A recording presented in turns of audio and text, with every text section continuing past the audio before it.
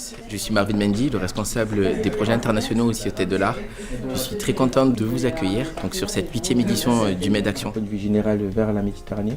Ou comment être plus ouvert vers la Méditerranée. Est-ce qu'on est assez ouvert sur d'autres cultures? Bien On sûr. a fait ce matin des micro-trottoirs avec les jeunes où j'ai pu leur expliquer quels étaient les enjeux d'un micro-trottoir, comment aborder les gens, comment filmer. Well, and the people are not so far. And I just tell Ça nous apprend à apprendre de toutes les communautés. Il faut avoir des Sénégalais, des Autrichiens, des Comoriens. On peut regarder, moi je sais parler quelques mots sénégalais, quelques mots comoriens, je connais les coutumes. Je suis marseillaise, j'ai 24 ans et je suis 200% marocaine. L'écologie pour moi c'est un vaste sujet. C'est clair que les chaînes qui se fournissent en Chine, qui font venir tout ça par container avec des bateaux qui polluent énormément, c'est un monstre. Je viens en croisière, en bateau de croisière. Mais je trouve qu'effectivement, non, c'est pas un bon moyen de voyager. Quand on voit ces gros bateaux dans le port avec ces fumées noires qui sortent des cheminées, ça questionne, quoi.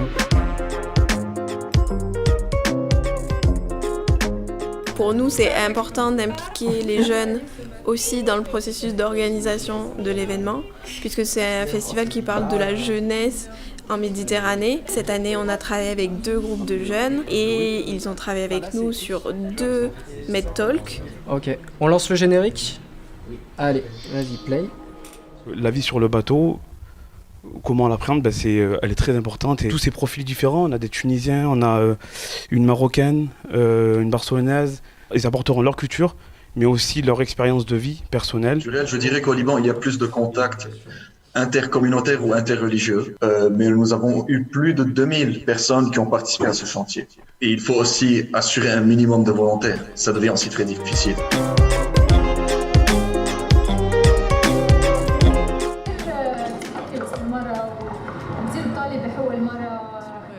Sur un des événements de ce festival, parce qu'on ne fait pas que des temps d'échange, il y a aussi des actions concrètes qui sont faites autour de la Méditerranée, telles que des ramassages de déchets sur les plages de toute la Méditerranée. Et hier, nous avons eu l'occasion d'accueillir beaucoup de partenaires qui ont participé à ces actions.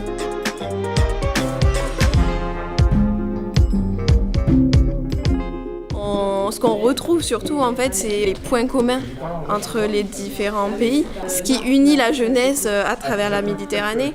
Je pense que la question de l'environnement, c'est clairement une problématique qui touche les jeunes, qui les affecte personnellement aussi.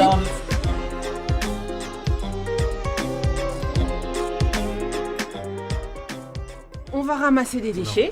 Oui. Pourquoi? Parce que c'est déjà pas mal. Derrière, parce que tu mets quoi? Parce qu'il le faut. Il le faut.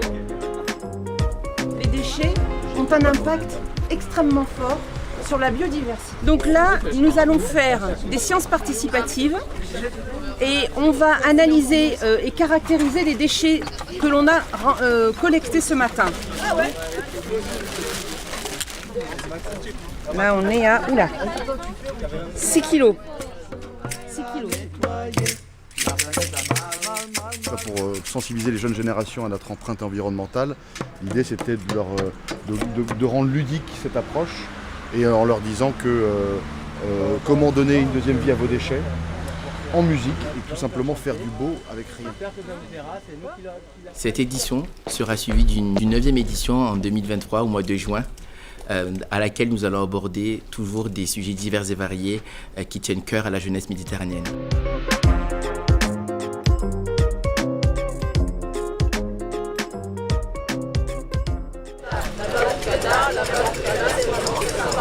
Tiens, voilà la batucada. Tiens, voilà